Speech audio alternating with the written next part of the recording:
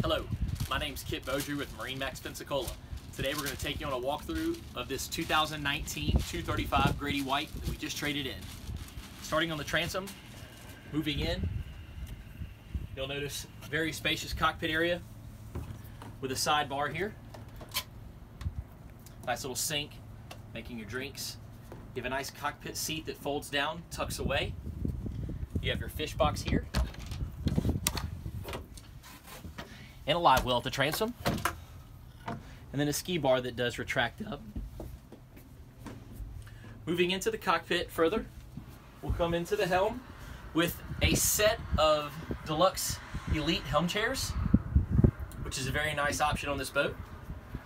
Moving to the helm area, we did a Garmin 8612 with a transom mount transducer with your Yamaha gauge, stereo, trim tabs, digital throttle shift here on the Yamaha 300. Off to port, you'll notice a very spacious head. This is the deck pump out.